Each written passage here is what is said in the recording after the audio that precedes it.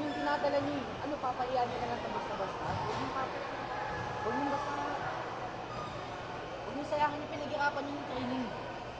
Nagsasayang kayo ng pawis 4 hours kayo nagte-training tapos papatalo kayo sa kanila. Wala natin yung tayo. Sila nga ako nagte-training sila madalas 2-3 oras. E kayo nagbibilis pa kayo sa akin, mas mahirap yung ginagawa ko. Sabihin, mas mahirap din yung gagawin niyo dito. Mas ayusin niyo yung laro niyo. Ha? Yung sinabi ko ha, puso, yung tira. Ito yung mga comedy. Ano siya mamahalin?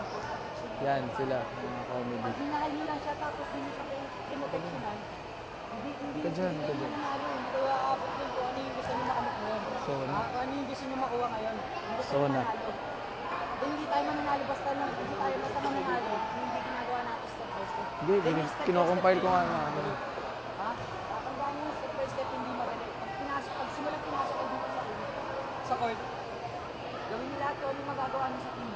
Huwag kayo tinatawag kayo, bumaba ka. Kayo mismo magpusa kayo. Takbo lang ng takbo. Pag nagpahinga kayo, pahinga niyo mabuti. Then after, bumalik agad kayo dun. Pag Boss. na kayo, pumunta agad. Buuin niyo yung lakas niyo ulit. Then, gawin niyo kung ano yung nararapat sa team. Kung ano yung kulang. Ha? Go. Sorry lang.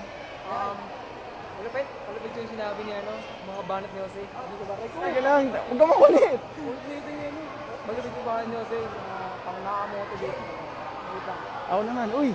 Ako naman. Video mo ko, Len.